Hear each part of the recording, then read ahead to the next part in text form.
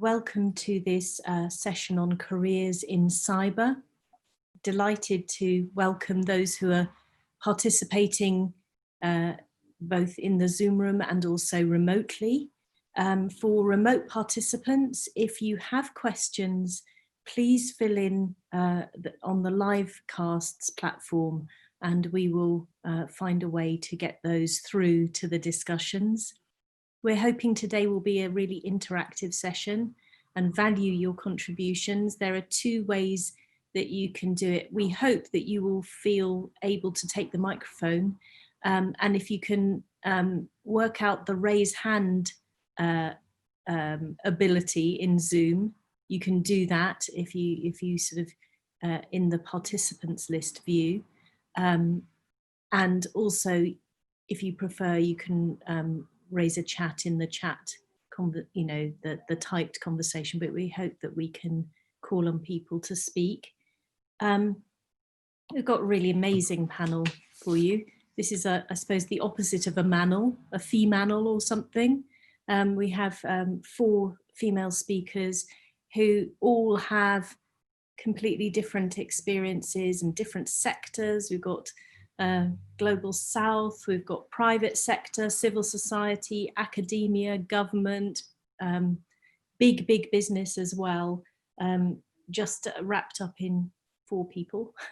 My name is Emily Taylor. I'm an Associate Fellow at the think tank Chatham House, and I'm CEO of Oxford Information Labs, which is a cyber intelligence consultancy based in Oxford. I'm also editor of the Journal of Cyber Policy. Before I introduce our panel, can I just highlight, there's a link in the chat and a code. There's a survey which we'd really like you to fill in about your own career and whether you're satisfied and opportunities and what you think would help you boost your career. That will close in about 5 minutes or so. So if you can go to that link and fill in the survey, that would be great. And then we can come back to the results a bit later on in the discussions. So that's the Menti poll, closing at about 10 past the hour. Okay, I'm going to introduce all of our panelists and then call on them to just give a few introductory remarks about their own career path. We have Teki Akuetteh Falconer, who is an ICT telecoms lawyer, a privacy specialist, and a partner in a law firm based in Accra in Ghana. She has, amongst many other experiences in the think tank and legal world, she's founder and executive director at Africa Digital Rights Hub, the think tank. She has worked for government as well. She is part of the UN Special Rapporteur for Privacy Task Force on Health Data Privacy, a very topical subject at the moment, and holds an LLM in Information Technology and Telecommunications Law from Strathclyde, as well as a Bachelor of Arts in Law and Political Science from the University of Ghana, Accra. We will then hear from Danielle Kriz, who is the Senior Director of Global Policy at Palo Alto Network, so a global cybersecurity leader. She has also worked across government and the private sector. She's been in this world for about 24 years and has covered cybersecurity, trade policy. She has worked at a trade association for information technology industry in Washington, DC, spent 4 years in Silicon Valley, 10 years in government, including the Department of Commerce's International Trade Administration. And then we will hear from Madeline Carr, who is the director of the UK-wide Research Institute on Socio-Technical Cybersecurity, which is looking at the human and organisational factors of cybersecurity. She's also a director at Digital Technologies Policy Lab. She is involved in the Petrus Hub, which looks at Internet of Things security, and is a member of the World Economic Forum Global Council on IoT, and also in her spare time, I suppose, Deputy Director of a new centre for doctoral training in cybersecurity at University College London. And of course, any of you who are in the academic world will be familiar with Professor Carr's papers across a range of issues, from internet governance to cybersecurity to cyber norms as well. And our fourth speaker is Anriette Esterhuysen, who was the executive director of APC until a few years ago, but has also worked in the internet service provider world as a sort of training, and also a training institution for civil society and labour and community organisations. Anriette was active in the struggle against apartheid from in the 1980s onwards, and has done a lot to establish basic connectivity in Southern Africa. She is also a very familiar figure and a thought leader in the internet governance world, both in her role as with APC. She served on the African Technical Advisory Committee of the UN's Economic Commission for Africa, African Information Society Initiative, heaps of other things, but I think one or two things I'd like to call out: that she was the only female and civil society finalist in the IT Personality of the Year in South Africa a few years back, and also has been inducted into the Internet Hall of Fame as a global connector in 2013. So we have a wonderful panel here for you. What I'd like to do is just start with you, Teki, and just in a few minutes, could you just set the scene about your own career path and how you got started in this world, and you know, what you consider to have been sort of pivotal moments in your career that helped shape you or your career, or gave you changes of direction. Teki, the floor is yours. Thank you. Thank you, Emily, and thank you to the ISS team for making this possible. In response to your question, I wouldn't say that I've had any light bulb moment in terms of a career. I've always had, even as a very young person, an interest in technology, something I could not pursue as an engineer because I was very bad at math, and I like to blame my teacher for that. And so here I was finding myself, you know, in a legal career generally. Then suddenly I'm surrounded by a bunch of friends that are techies. So I had, interestingly, around the time I was in the university, friends that were computer engineers. I had software developers, and a number of friends that had been trained in technology and computer science, to be precise. And it was quite interesting that in the midst of our meetings and fun, there was always conversation about how technology was going to, you know, revolutionize, you know, society, how it was going to turn everything upside down. And from where I sat, you know, thinking that the rule of law is something that should put everything right and everybody in their place, I was almost always the only woman in the room and the only person that was assertive on the fact that that should not happen and it is wrong, you know. And this was in the late 90s and the early 2000s. And so there was a whole lot of buzz around issues, which got me really curious. And so right around the time I finished the law school, you know, I got into another moment of wondering, what am I going to do? You know, I was a very young person. I wasn't ready to work, and I didn't want to be responsible. So I thought the only good reason to get out and, give a good excuse to my father to take time out was to go back to school.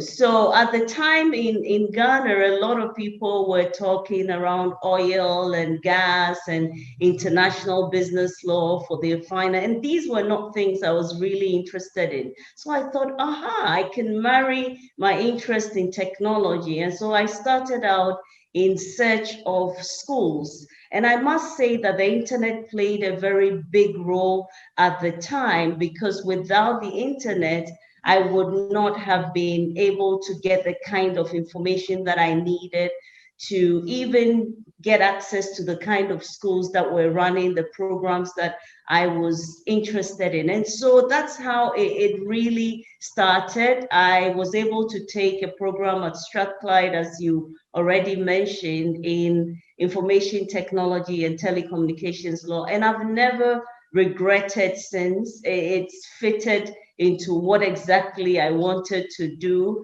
It was a bit chaotic and challenging at the same time. Since that time to now, I must say that, the school did not necessarily give me the career path, but I realized also that having been one of the few Ghanaians to have been trained in this area, I had to more or less chart the path that I wanted for myself, because there was really no career path in information technology and telecommunications laws. So coming back home, which was what I really wanted to do, and I had come back at the time where Ghana was, liberalizing its telecom sector and all of that, I felt that I needed to get my presence felt. And so I put myself into the development of laws for the sector, which also created an opportunity for a consultancy within the World Bank project at the time called eGhana. And it continued from there to set up the Data Protection Commission, which was one of the legislations I helped develop, and left in 2017 back to private practice. I was still very, very itchy. I don't think I'd done enough. So that was what led to the Africa Digital Rights Hub. So simply put, that has been my journey. It's been one of a lot of curiosity and one of enthusiasm to find solutions to, the challenges that we face in Ghana and then broadly Africa as a whole. Thank you very much, Teki, and great introduction to your career journey. Can I turn to you, Danielle? Because one of the things I think that the organisers wanted us to really talk about is how to help people plan their careers. Have you ever had a career plan? Are you the result of planning, or can you take us through your career as it's unfolded and tell us about the role of planning in it? Sure. Well, thank you very much for having me. I really appreciate this opportunity. I'm dialing in from Washington, D.C., and I think that's one thing that's indicative of my career. It's always been very international. I will say I have not planned my career, and I'd like to tell people that because I think some people are planners and want to have a path, and other people more kind of follow opportunity or just are surprised by where their career takes them. And I think you can succeed absolutely either way. And I like to tell younger people that, because I want them to feel you don't need to have it all sketched out. You don't need to know what you're going to be doing every 5 years. I think what's exciting about this field, and I think Teki hit on it, is it's always changing. I've been in the career, as was said, about 24 years, and and I'll go in a little bit to my path, but it's always been changing. Technology has been changing. The issues have been changing. Everything is always leading edge. There's always new things to do, and new kind of corners and niches that open up that didn't exist before. And so there's always new places to go with this career. And that's what I think makes it very exciting. So So, my career is in policy, not technical, and I think that's important also. I think some people think a career in cyber is a very technical, I need to code, I need to build software and hardware, and that is not true. There's so many of us that work on policy issues, and there's ever unfolding opportunities in this space. I started my career, I think was mentioned, I have a master's degree in international relations and international trade. And that's what I was interested in when I was in graduate school. And I started my career in the US government doing international trade policy and trade negotiations, representing the US technology industry and helping ensure markets were open overseas. And that was an exciting time where the internet was just coming, e-commerce was coming, and then cybersecurity began to be an issue in, I'd say, 2002, 2003. And I got involved in, trade issues that had a cybersecurity angle with some countries around the world, and really found that aspect of it just fascinating. And so I, kind of went into cybersecurity, just by mistake in a sense, or serendipitously at that time, because I found that particular aspect of the tech sector very, very interesting. So, since then I've melded cybersecurity with trade policy and technology policy generally. I also left the government after 10 years and moved to Silicon Valley because Washington, D.C. is very far away from Silicon Valley, and I thought I want to really better understand what makes the industry tick, how do these companies look at these issues. And after 4 years there, I moved back to Washington, worked at a trade association where I got to work with more than 60 of the world's leading technology companies and help represent them vis-a-vis governments to come to effective cybersecurity policies and laws, and then moved to Palo Alto Networks at one company about 5 years ago. So all of these angles have been fascinating, and I think taught me something different. And I've used the skill sets, though, that I've learned in all of these. I kind of want to end with a few things that I love about the career and that I think are important, and then I'd be happy to answer questions, of course. But it is always changing. Issues I worked on 10, 15, 20 years ago, I'm not working on now. I'm working on something completely new, and who knows what I'll be working on next year. I've worked on things that range from trade policy to cybersecurity to internet policy, data privacy, data flows, other issues. A career in policy is very people-oriented. It's a lot of work talking to people, whether across industry and government or within my own company. It's always sharing ideas. And I think in my space, it's very international, which is what I absolutely love about the field. My job in our company is to work with governments around the world, and as they work on cybersecurity laws or policies, help provide input, make sure we're a resource. And while everybody has the same goal to improve cybersecurity, of course, there's differences. There's cultural differences. There's structural differences in economies. Governments look at things differently, so you just take that into account and try and bridge and have conversations. So I'll stop there, but I absolutely love the fields and I'm really excited to get more people into it. Thanks a lot. Thank you, Danielle, and thanks for that. Big themes about change coming through, and also, the two speakers we've heard from so far, not mathematicians or physicists, policy people, lawyers, that there's a variety of careers open in this space. Madeline Carr, Professor Madeline Carr, can I turn to you now and just sort of open by sharing your experiences and how you got to where you are today and various pivotal points on the road? That would be great. Yeah, sure. Thanks, Emily. So interesting to hear from those other two women already. So I got started. I had always an interest, like Teki, in emerging technology and how it changed the ways we worked and how jobs functioned, and was just a general interest. And I was doing a PhD in international relations in 2006. And I was really interested in power and how power functions in international relations. And it it seemed odd to me at that time that there wasn't, more of a discussion about, these huge technological revolution that was going on in the world, and how we thought about power in international relations. To me, the two things seemed obviously connected, but there was a level of skepticism in my department at the time as to whether this was really international relations, or at that time it might be seen as media studies or something like that. Fortunately or unfortunately, in 2007, there was the Estonia attack.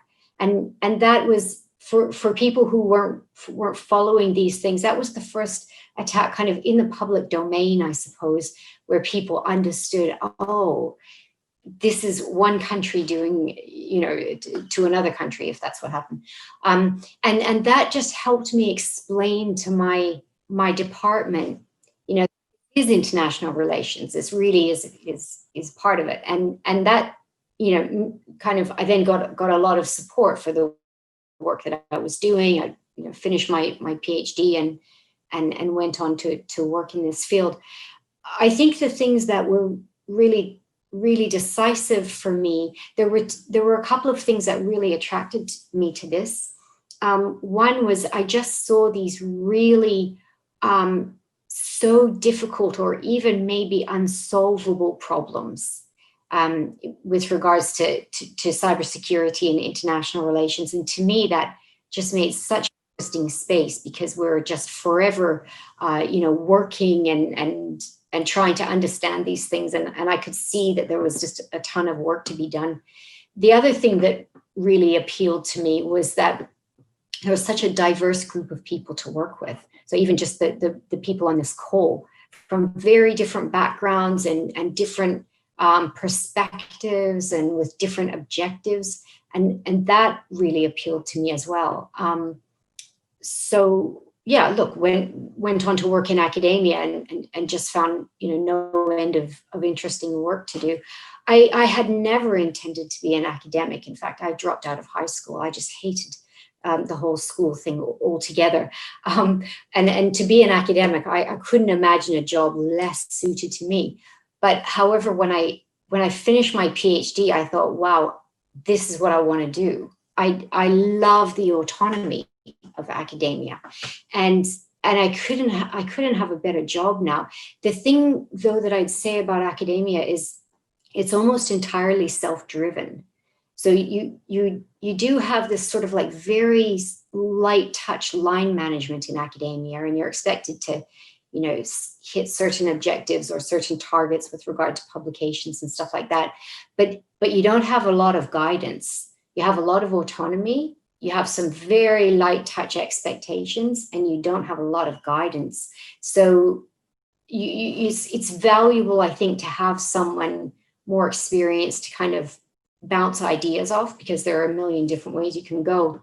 I think with regard to cybersecurity or any field in academia, it's critical to follow your interests and your passions, because there's very little management or guidance in this field.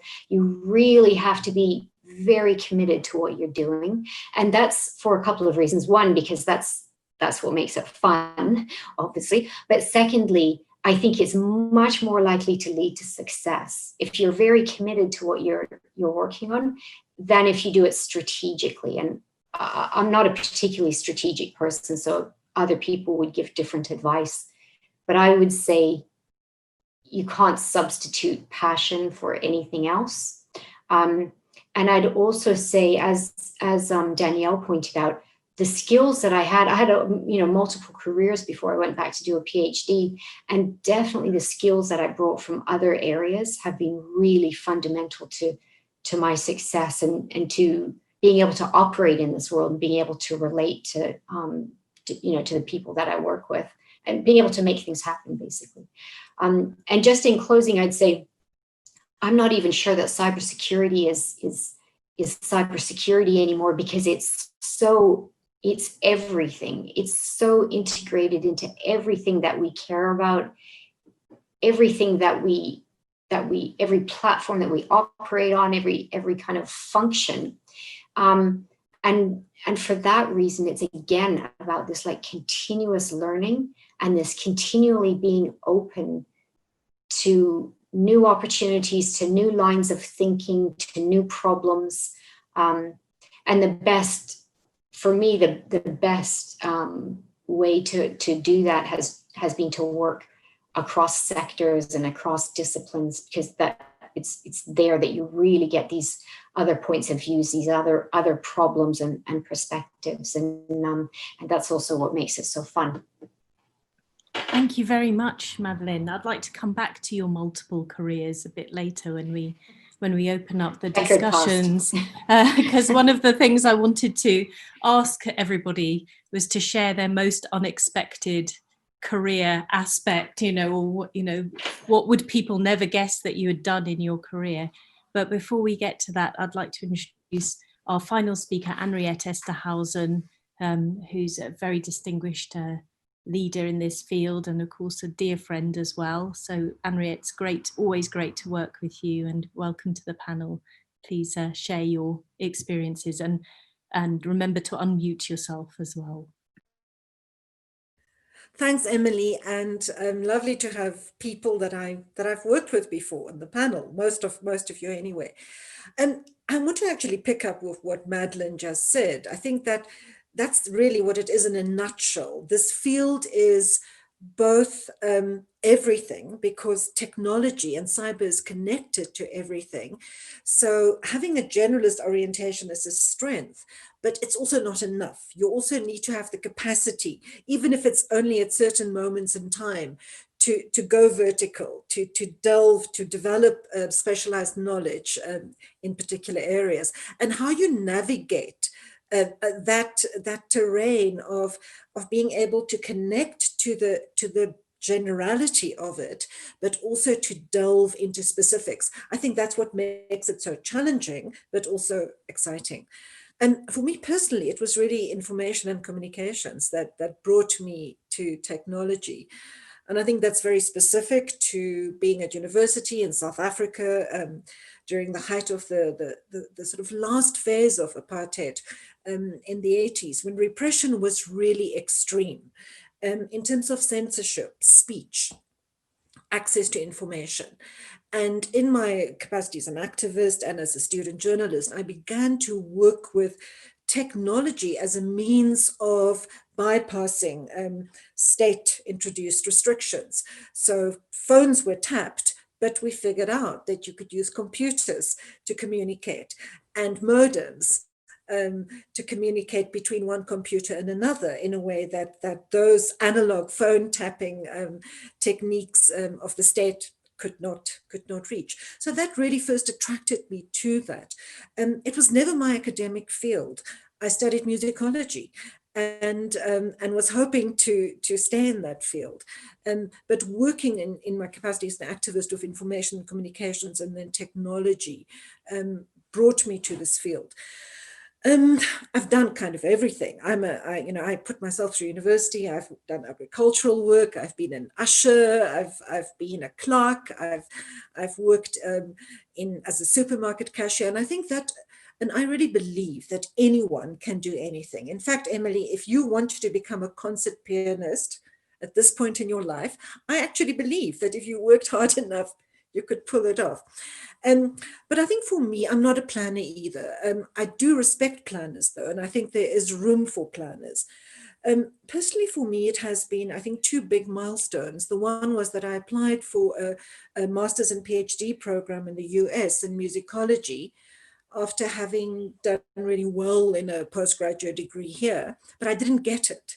And so then I went back to my email and information and communications work. And then a few years later, I had a job opportunity at the UN. And again, that was for me a big milestone because I had the choice between working in civil society and working for the United Nations. And at that point, I felt I would have more leverage, more, as Madeline said, I would have more autonomy if I worked in civil society than in the UN. And so in that sense, I then became focused on working in promoting access to the internet, to the technology through civil society in Africa. And at that time, I think the early adopters, those of us who were early adopters in the 90s in particular, you had to engage the technology. The technology was so rough that you had to be able to work with a bad phone line, know what modem to buy or what program to use. And that was quite useful for me. And in that sense, I think even though I was never technically trained, I had to develop confidence in the technology. And, I think going forward, I think this is really, as I said, I think the challenge for us in this field is its vastness, to be able to respond to opportunity. And I think having a certain degree of fearlessness, I think that's very important. And as the previous speakers have said, it changes all the time. And you will never have sufficient expertise. And I think what has really helped me is sometimes to delve in to a new role. For example, I was a commissioner on the Global Commission on the Stability of Cyberspace. When I took on that role, I knew very little about cybersecurity. And I was probably appointed to that commission on the basis of being from the Global South, being a woman, and having some presence as a civil society person from Africa in the field. But I then took on that challenge and I worked hard to learn more about cybersecurity. And I think that really is the trick. I think you have to be willing to teach yourself, to be an independent reader and learner, and to develop expertise. It's not going to be developed for you. And therefore, I think career planning in this field is rather different. It relies a lot on your personal passion, as has been said, and on your ability to be willing to go out of your comfort zone and embrace new areas as this field changes. And that's really what I feel I've tried to do, not always successfully.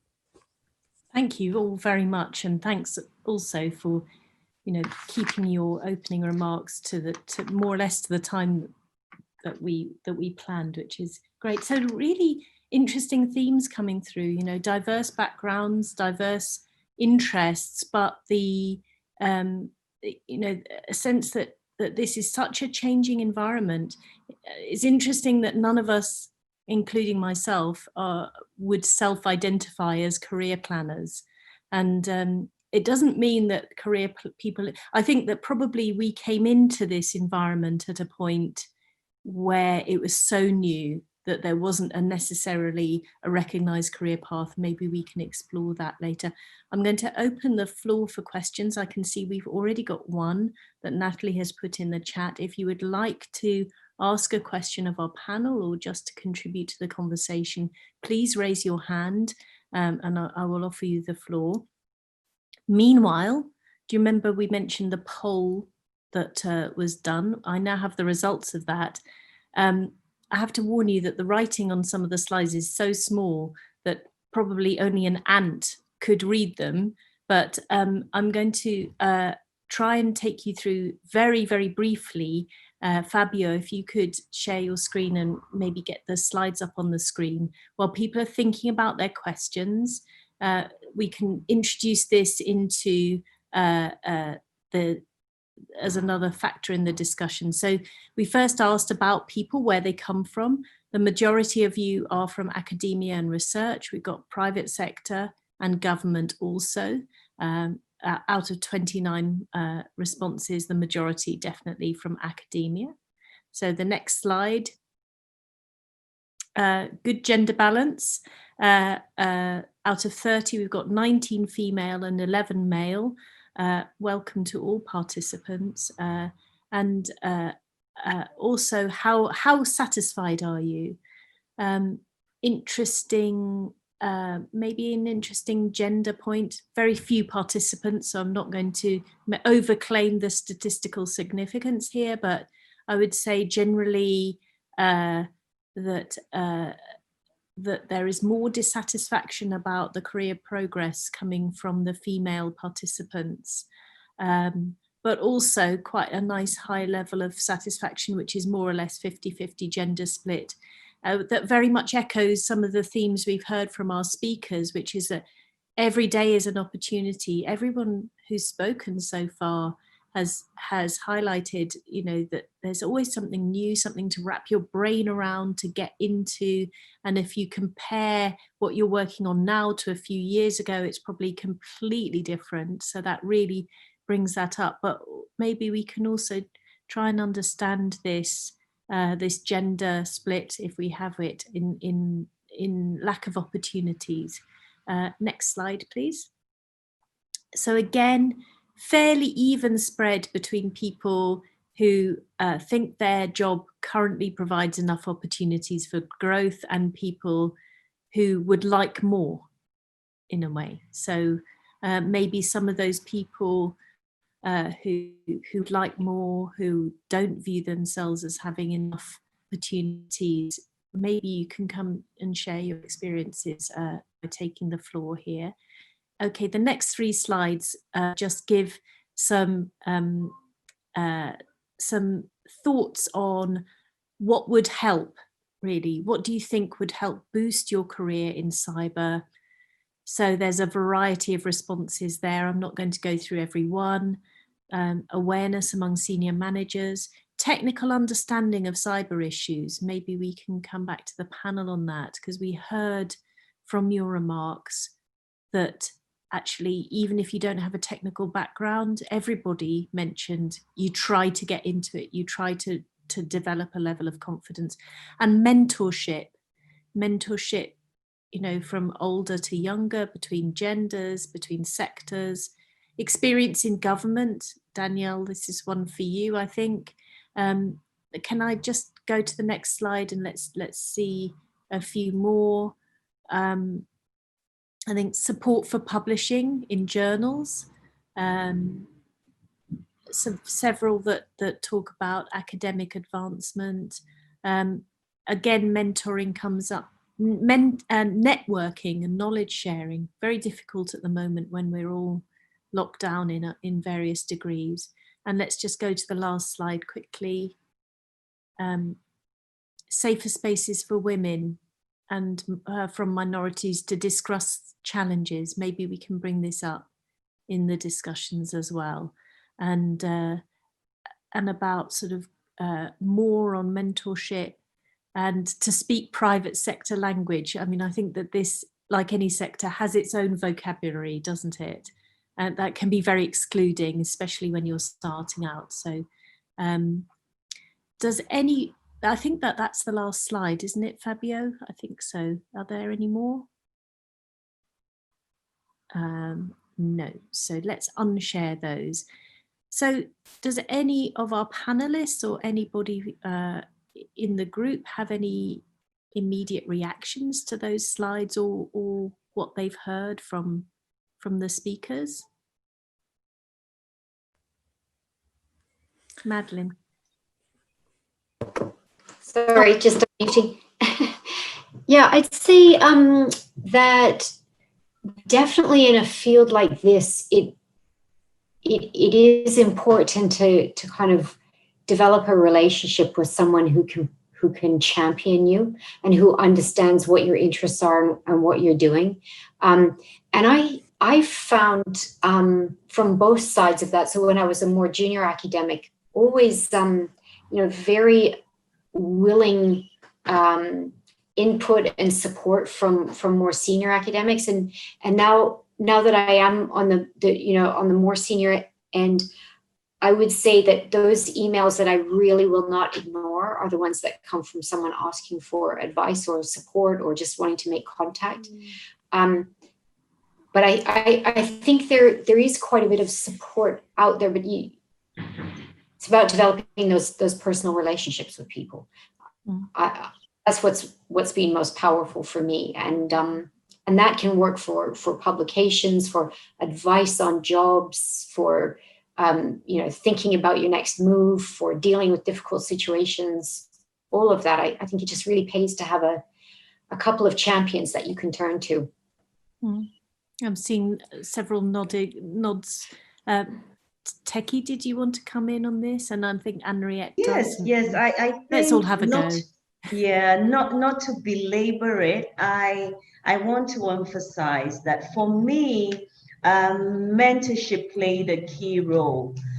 Even though I had the interest, I also had people there who were always, prodding and pushing you, because in spite of the interest, sometimes there are challenges, and one of the things that I learned very earlier on was that networking was very key. In speaking, I mentioned that for me, my career path was more or less charted by myself, so you needed to have the right network and the right kind of people, be at the right place at the right time, make the right impression to be able to create that sort of opportunity for yourself.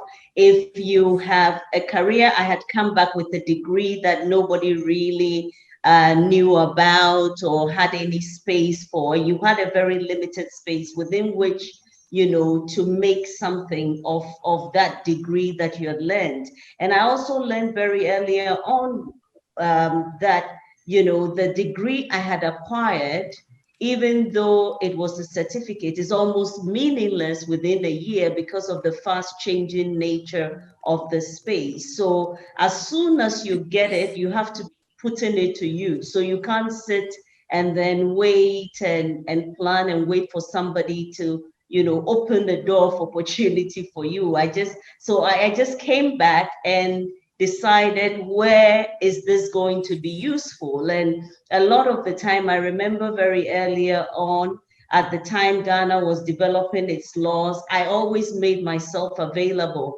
I would leave court, ask permission from the partners in the law firm to just make myself available during, legislation review meetings and all of that. And all those things created opportunities to meet the right kind of people in the space and also to be heard.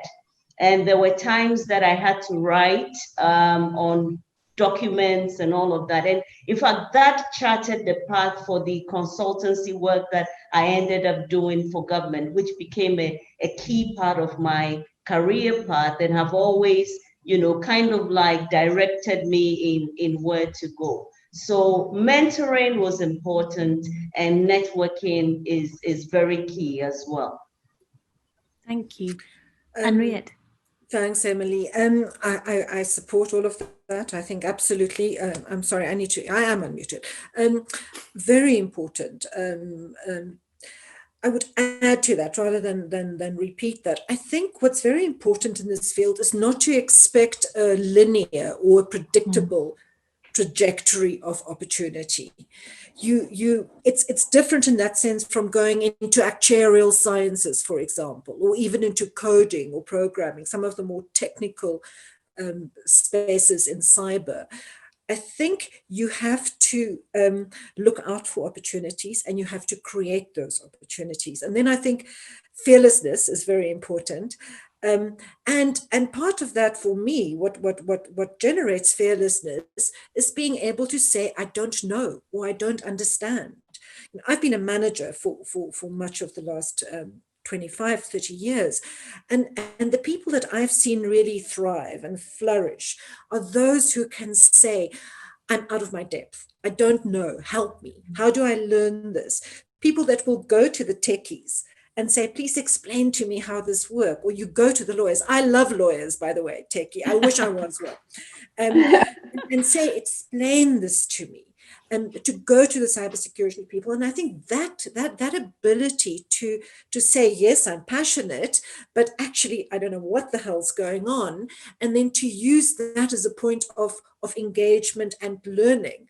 I think that works well in this field because it generates networking relationships, it builds trust, and it builds your knowledge. And I think it also helps you navigate this terrain of opportunities and identify where they don't exist, and then actually start creating them. On the other hand, I've seen lots of young people look for opportunities to happen in a more predictable way. And it actually just doesn't really work that way. In my experience, you have to be really proactive It sounds, terribly trite to say self-starter is not really the right term, and maybe my fellow panelists can help me find a term for this.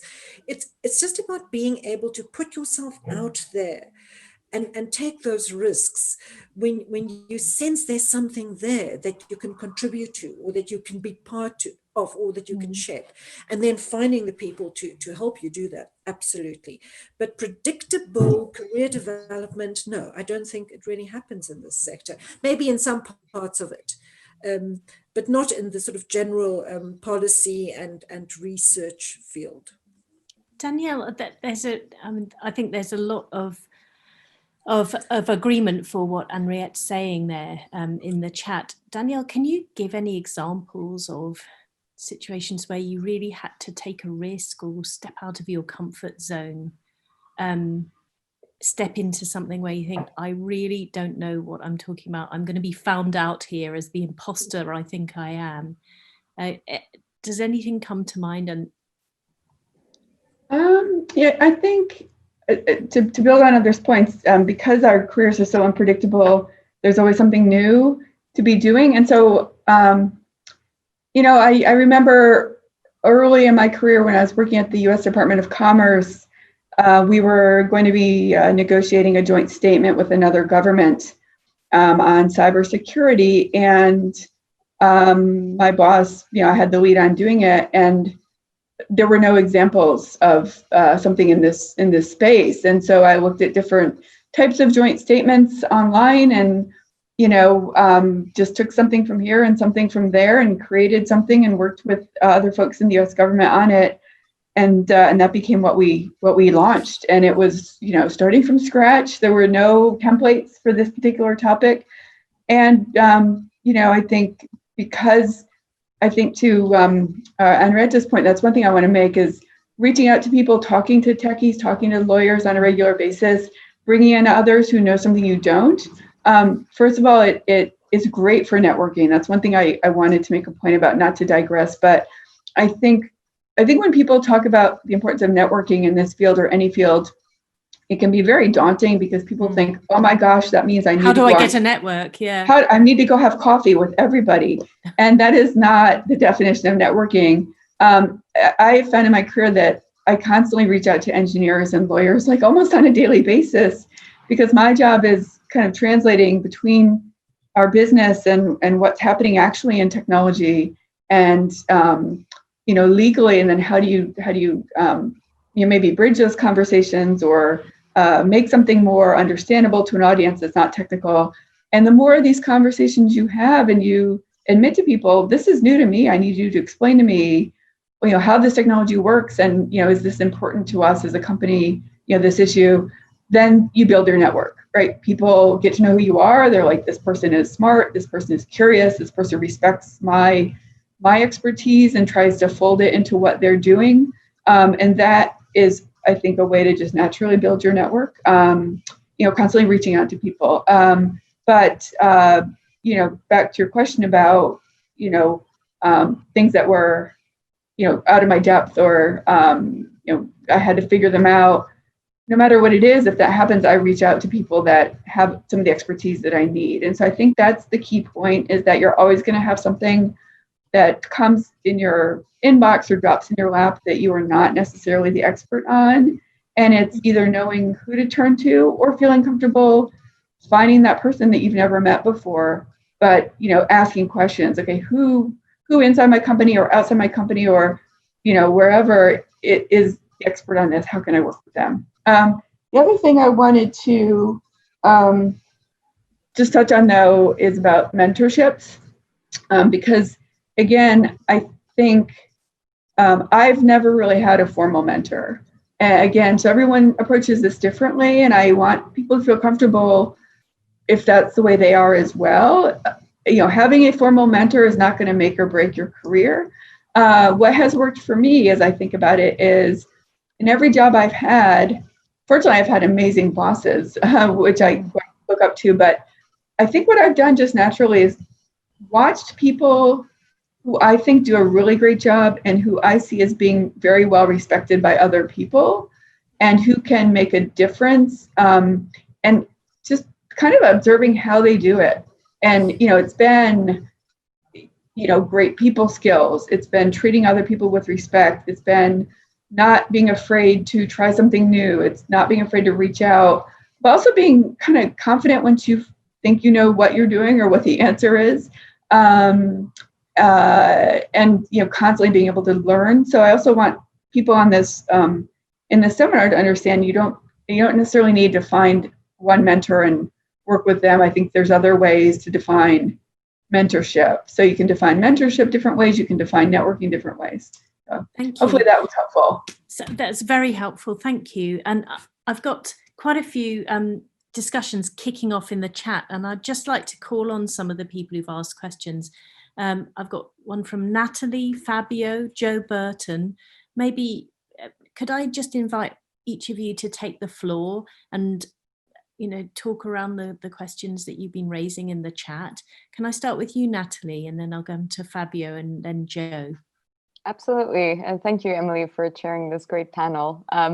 Yeah, it's just a question I had for Madeline, because I thought it was very inspiring to hear people start their academic career later, because it sometimes seems that if you didn't do your PhD right after coming out of university, that it's kind of a goner, and you haven't been in academia for a while anymore, so you don't know how to research anymore. And so it's encouraging to hear that is possible. But yeah, if you have any advice on combining this with work or your second job being a mother, and finding the funding or the right supervisor, that would be very valuable to hear. Yeah, sure. I mean, I did also have a job at that time. And I guess there were a few things about juggling things while doing a PhD. So while the other people who were in my cohort had come straight from their undergrad and masters and were then doing a PhD, and they lived on campus, and they had they didn't work. So they, in a way, they had a lot more flexibility and a lot more time, basically. They had a lot more time. And I felt like that worked in certain ways. It worked around assignment time or when we had deadlines, because if they were behind, they could just keep going, where my time was very constrained. But I also found that having the other responsibilities in my life really kept me balanced through a PhD, because there was a time of day where I simply had to switch off and put it behind me and get on with whatever else I was doing then. And I think, PhD is a little bit of a mental marathon. And so for me, having those other responsibilities really worked. I think definitely having funding always takes the pressure off. But I feel like there's a lot of funding around for cybersecurity PhDs now. I mean, we have this new program at UCL, which is all fully paid up.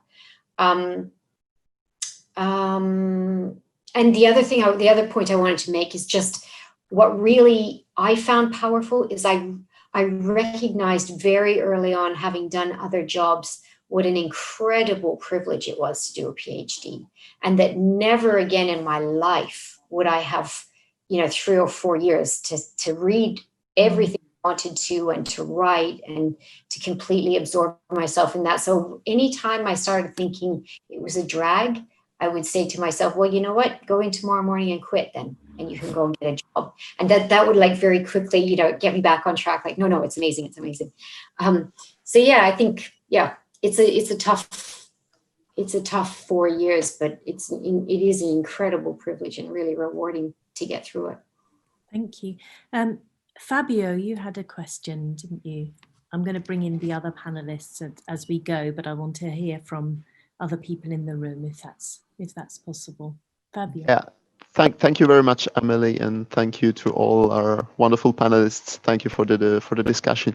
Yeah, my question is more about the interlinkages between the private sector and the public sector, and also the mutual recognition that a career in cybersecurity has depending on whether you come from the private sector and you try to migrate to the public sector and to the public administration, or if you're doing the contrary, so from the public sector to the private sector. Is there any thoughts or any first-hand experience that you have regarding a career in cybersecurity, not from a technical perspective? So I'm thinking here more about, for example, the digitalization of citizen services in the public administration, and so on. Thank you. Who'd like to have a go at that? Teki, you've worked Yes, across government and private. I can do that. I'm just going to take one response because I'm now getting several requests for the floor. I've got Byron in the queue as well. So Teki, please. So interestingly, I was in the public sector initially, but not really in the public sector. So I was in the public sector as a consultant. And so I had the flexibility of the private sector and then the experience of the public sector, which was good. Eventually, when I launched into the public sector as a public servant, setting up the institution, I think I was lucky enough, because then I had learned the ropes of the challenge with the migration from private to public is really learning the ropes of the bureaucracy and the structures and how things work, because I think that is a whole ball game on its own. So I had worked as a consultant for more than 5 years, and so that really helped me understand the structure and the systems and how things work in the public sector. So it made my transition as a public servant a lot easier. I knew where to go to get my budget approved. I knew what processes to go through to have approvals for budgets. I knew who to get to get the kind of approvals that I needed. And that is really critical, because as a technical person, when you get into the public sector, there's a whole structure, and that informs how things work, So if you do not really understand the nuances about that structure, you can almost invariably, it doesn't matter the knowledge and skill that you have, you find yourself lost. And I also realized that because I had worked with the public sector, it was a lot easier to navigate, because that is where the networking, and not a formal networking, because the people are always critical in opening the right doors.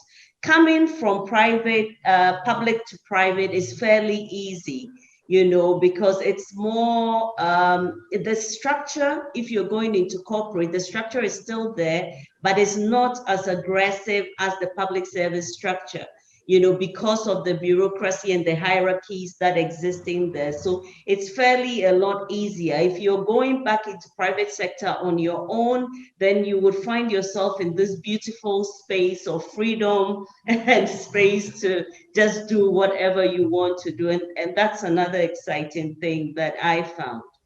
Thank you very much. And I can see that, I was going to say, Danielle obviously has absolutely heaps of experience in transitioning from, because I think your formative years were in government, and you've posted a really helpful answer in the chat. I hope we can come back to you. I want to come back to the list if I may, and then I will return to the panelists. I've got Joe and then Byron in the list. Does anybody else want to raise their hand or contribute to this discussion before I give the floor to Joe? Joe, the floor is yours. Please go ahead and make your point. I know that there's been some discussion on the list, but perhaps you can just highlight some of the points that you were wanting to raise. Joe Burton? Hi there. Yeah, thanks. I was just trying to unmute myself. It's always a challenge. Indeed, yes. Thank you. This has been like really inspirational, and some really great points being made. The first sort of issue I had was around non-linear careers, and I think that's a really good point. I mean, from a personal perspective, I'd love to go and work at Facebook for a couple of years, or to go and work in the tech sector and then come back to academia. But I'm not sure academia structurally recognizes that and allows space for that at the moment. I think that you get your lectureship and then you're focused on the next rung up the ladder, and sort of taking that time out isn't really structurally encouraged in a lot of ways. And I'd be interesting to hear the panel's perspectives on that. And I just also thought it's worth recognizing in this conversation the amount of precarity that there is around at the moment. The tenure track positions are getting fewer. There's more PhD students coming out. We're looking at huge financial implications of COVID to the university sector.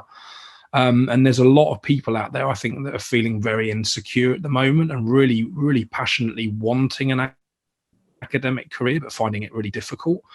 And this, I think, came out in the survey you did.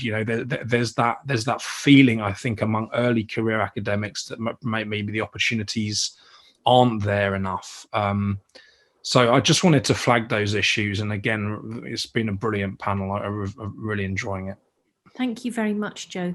I'm going to go to Byron, and then I've got Helen Giwe as well in the queue. So Byron, thank you for raising your hand. The floor is yours. Please ask your question.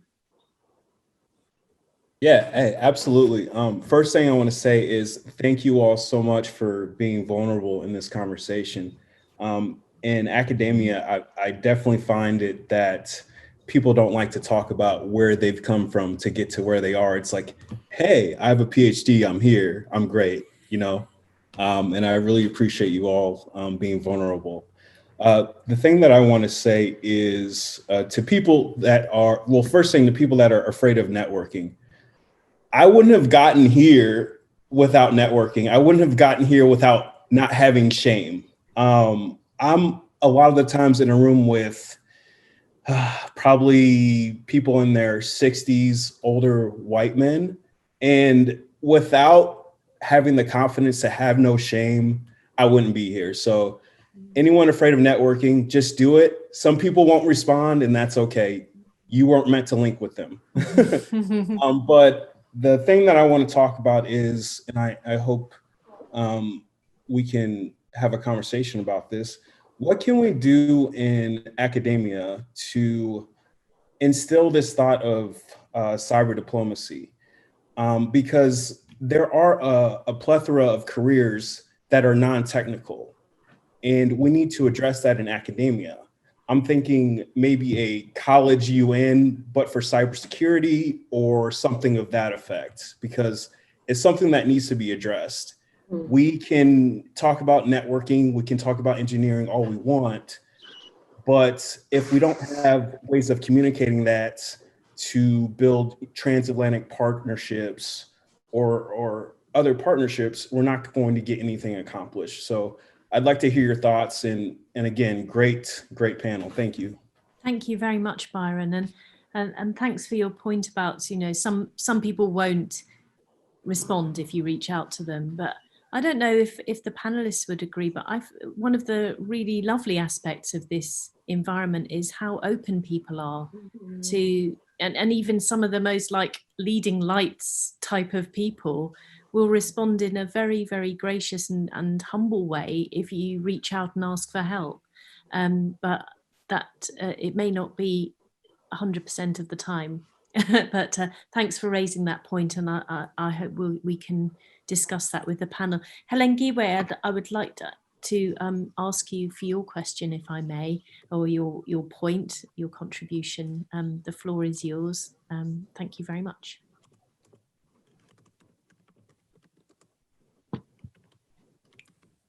I might have pronounced your name wrong. Helen Giwe, are you? Sorry. Would you like to make your point? Yes, you had raised a point. Thank you very much, Emily. This is a very interesting discussion, and I joined a bit late, but the the bit that I managed to get, it's quite helpful, and also hearing from those that are senior to us. For me, I'm doing my PhD at the moment, and I'm at the University of Pretoria in South Africa, and I'm specifically at the Center for Human Rights. And whilst I am attempting, I always use the word attempting, because at some point I find myself in a situation where I ask myself, am I still doing this PhD? Because at the same time, I am working at the same time. And the challenge now is finding the balance between, you know, coping with the demands of the PhD, and at the same time coping with the demands of the work that I'm supposed to do. And I find myself in an environment which is fast paced. A lot is happening, and I have to plan, I have to implement, I have to do a lot of things. But you know, the demands of the PhD will still demand to be done. And as far as the PhD is concerned, you are dealing with a supervisor who has nothing to do with what work entails, and work also has its own demand with you know, so that's the kind of challenge that I'm facing. But what I find rewarding is to be in this unique situation where I have to do both, because the PhD that I'm doing, I'm looking at surveillance, and also in the context of human rights. And I'm also doing work on digital rights. So they do speak to each other, but just finding the balance to drag the two along is one of the the greatest challenges that I'm facing. But the opportunity to do both is also rewarding. Thank you very much for your intervention. Anriette and Danielle, can I just ask for your initial reactions, then I can come to you, Madeline. You can really take your pick, whether it's, you know. Well, I'm not an academic, but I live with one. And I also studied, did postgraduate study and worked full time many years ago. Before I had children, actually, but it was extremely hard. I really, working full-time and studying full-time was, you know, it's actually, and I've done lots of tough things. I think that's one of the things I struggled with most. And I think while we've talked about not needing to plan your career, I do think that postgraduate study does require planning. It's hard. It's hard to take it on, especially if you do it later on in your career. And I think it's useful to plan around it, to make sure that you try and have the time, or that you are in a situation like yours, Teki, where you have work that's related to your study. But it's challenging. I think the only thing to say to yourself, it's like having a toddler. It passes. It will pass. You will finish. It will be very hard. It might take you 3 years. It might take you 5 years. But then it will be done. I think what I really wanted to respond to was Joe talked about the difficulty of, you know, academic environments are very demanding. I'm in South Africa, and to some extent, I think, well, there are lots of challenges here. I think the academic environment here is a little bit less choreographed. There's a little bit more flexibility than there is in the UK, for example, or in the US, where people can follow their passions, where you don't just have to publish in journals that your department have identified as priority journals. And I think that the way to think about it for me, I think academic study is extremely valuable in our field. But I think you can take that study and then go to a think tank.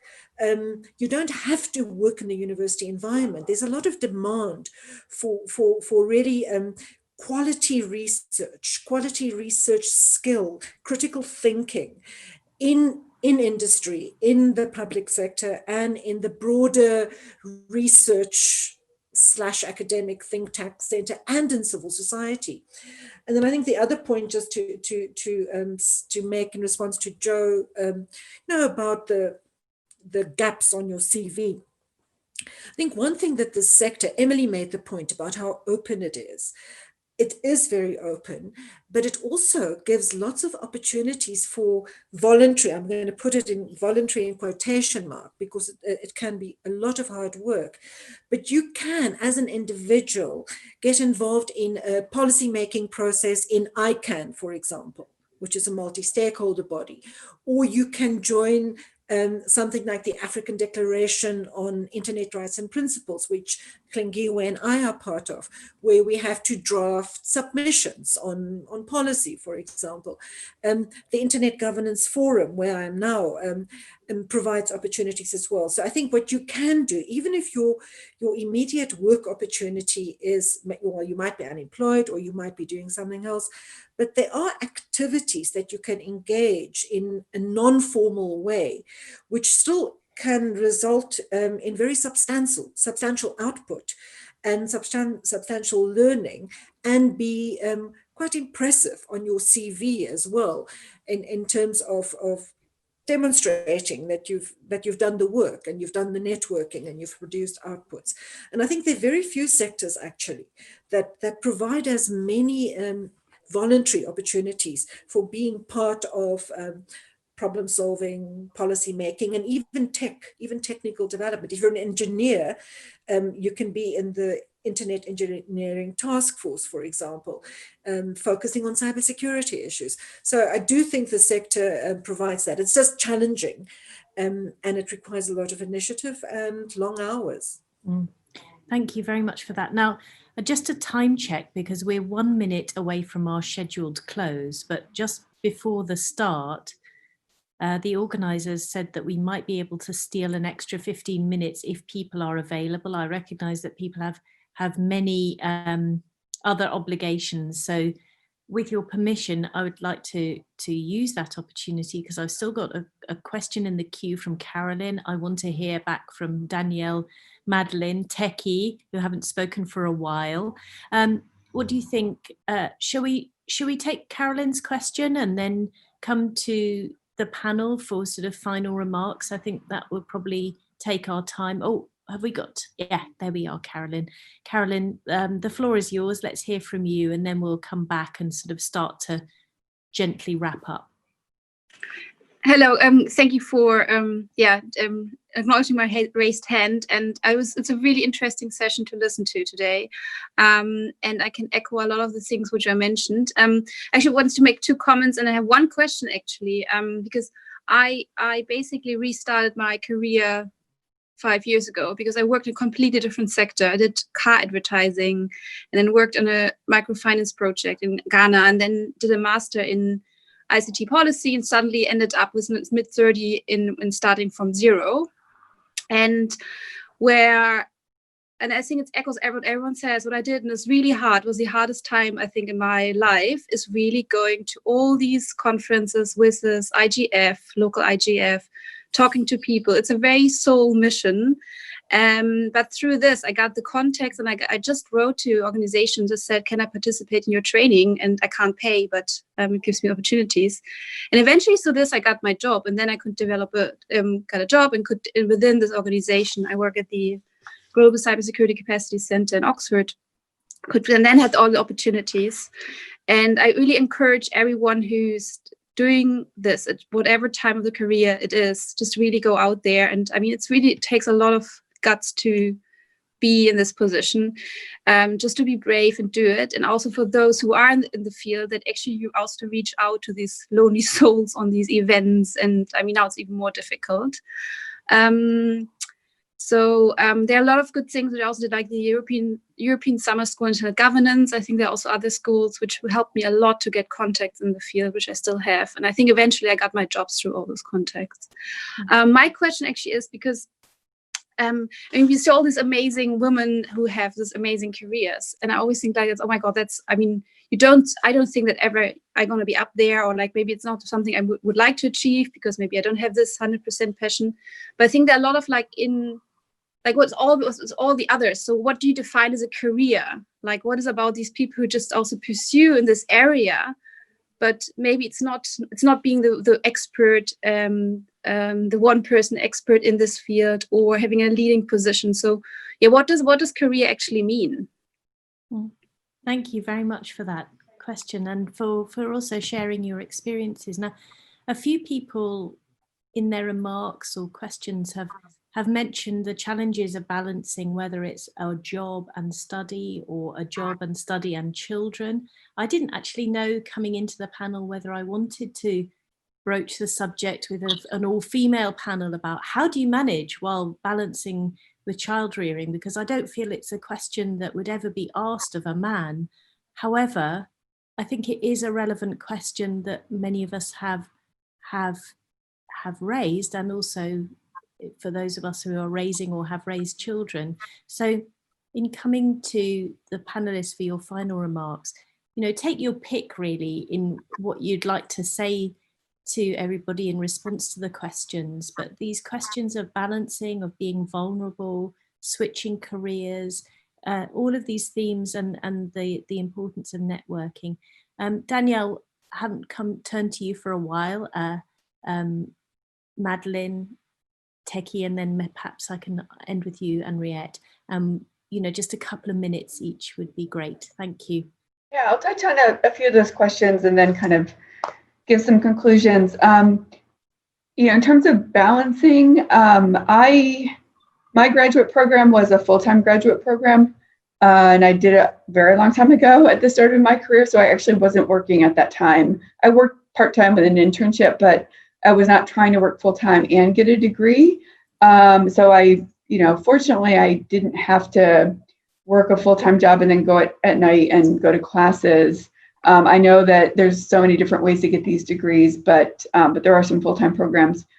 In terms of balancing family, I don't have children, so again, I can't speak for those who do, but I do think, personally, you have a good point that men probably would not be asked that question. Men have children too, but I think we need to change the question that, the onus shouldn't be on the individual that has a family to make it work. What about their workplace, right? And so the company I work for, Palo Alto Networks, I think they do a fantastic job of making sure that employees, have a work-life balance. When people have children or, have any need, it's, that is seen as important and a priority. And, I haven't seen cases where people's careers have been diminished because of that. I think our company really strives for inclusion, diversity, and making sure everyone can excel. So I think part of it is working at the right place. It would be great if every organization out there was enlightened, but we're not quite there yet. But I think, supporting and understanding that there are organizations like that acknowledge that people have kids.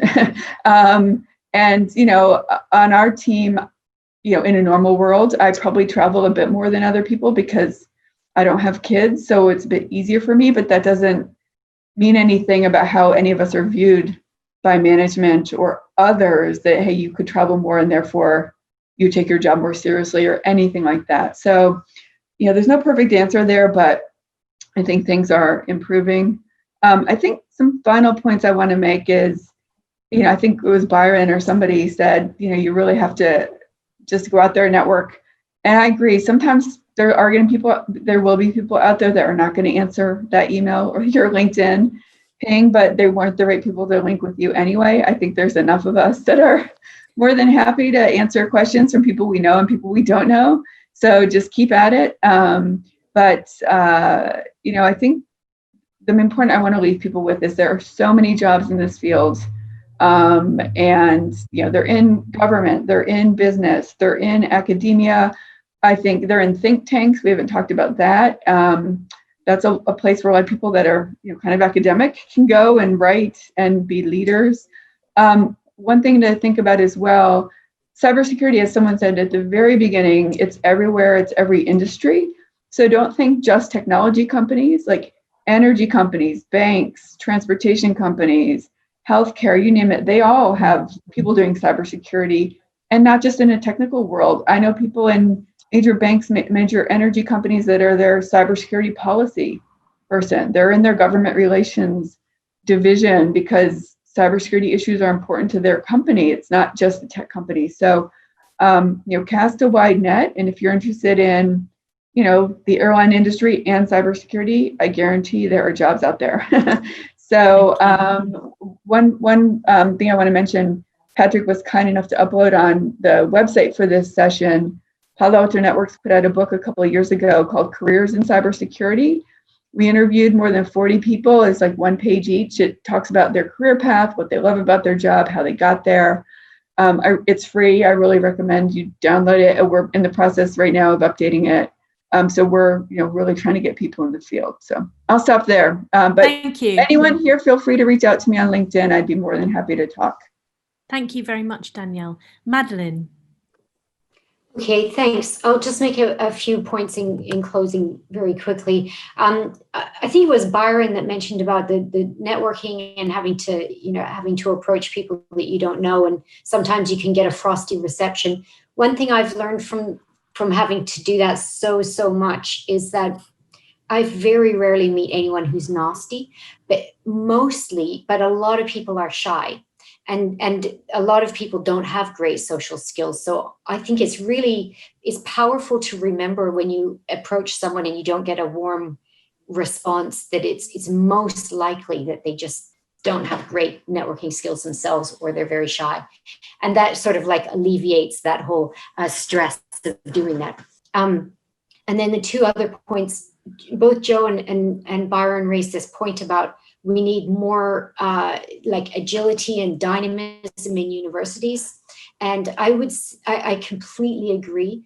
I work at a university that's known for being dynamic and agile and flexible and disruptive, but we have 13,000 staff and 42,000 students.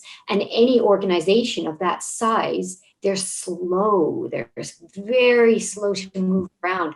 So if even doing something like establishing this interdisciplinary PhD program that we have between computer science, my department, which looks at policy and technology, and one that looks at cybercrime, administratively, they struggle with it all the time. We're having to always explain. I understand that administratively it's difficult, but we don't exist here to make admin easy. We exist here, for the kind of intellectual purpose that we're engaged in. So I think that's just a door that needs to be continually. And then just finally, with Joe's ambition to work at Facebook and thinking like, is that a good move or not? I think this feeds into Carolyn's very good question about what is a career. And from my perspective, I would say, I wanted to make that point to Joe in the chat, that the end goal shouldn't be the PhD or a lectureship. The end goal should be this stimulating, rewarding work. And that will most likely take all kinds of shapes and forms through your career. So if working at Facebook for a year feels right to you, I mean, on my playbook, I'd be doing that. And worry about the next step after that one, because I think as long as you follow your interests, you're very, very unlikely to go wrong. Thank you very much. Teki. Yes, so for me, I've had a bit of a challenge in terms of balancing. Initially, at the early stages of my career as well, I was a single parent of a young child, and therein, and again, I was in a career path where you had to travel a lot. So sometimes I found myself in situations where it was extremely difficult. And like Danielle said, it is very good in those situations to find an environment that is very accommodating of your situation. I did not necessarily have that, and I believe that is very difficult for most African countries.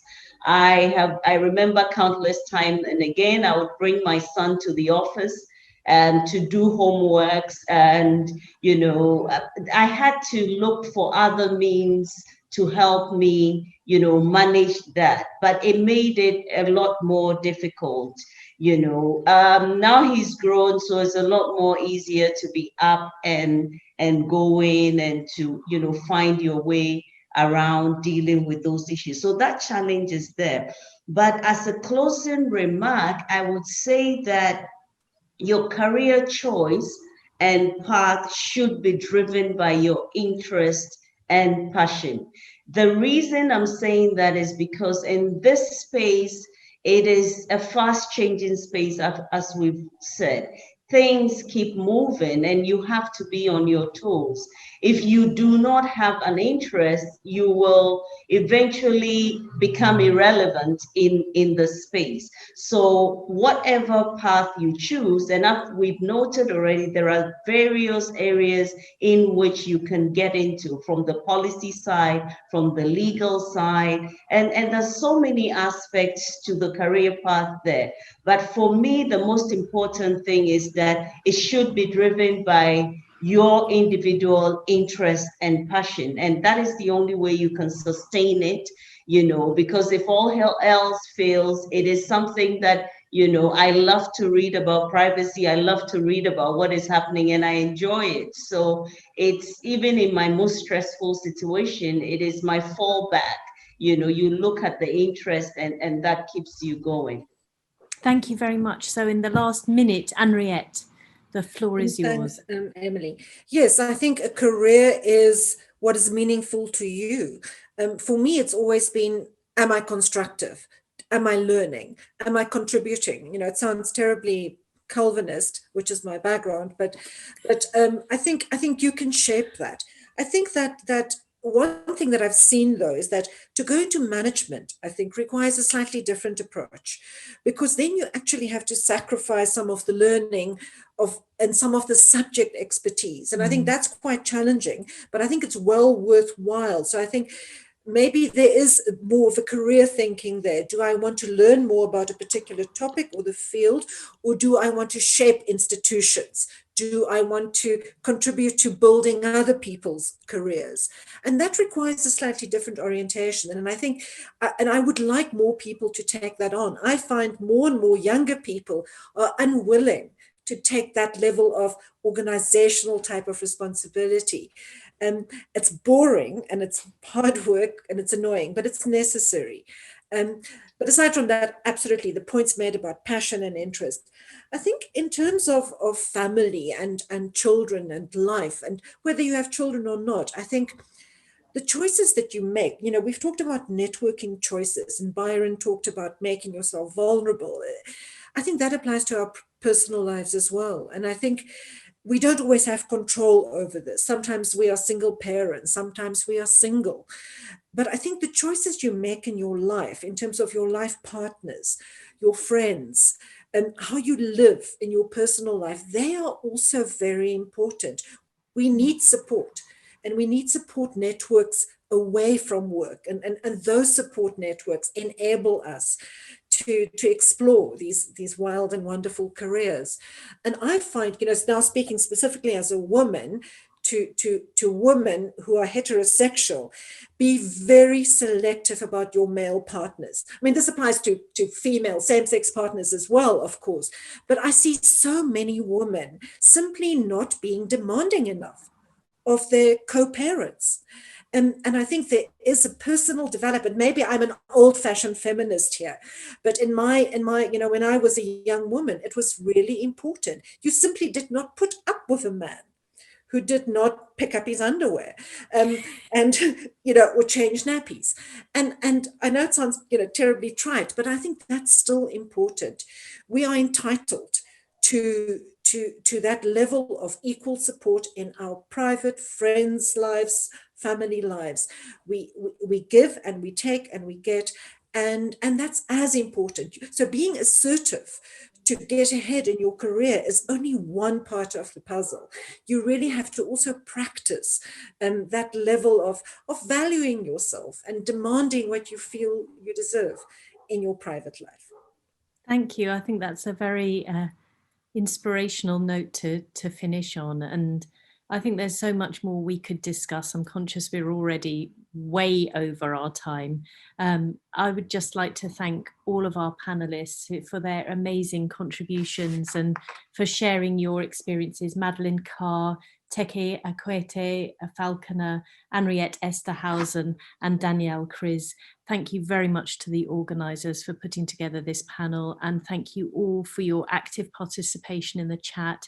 I'm sorry we can't be together in the same space, but it's felt like a very enriching conversation. Thank you very much.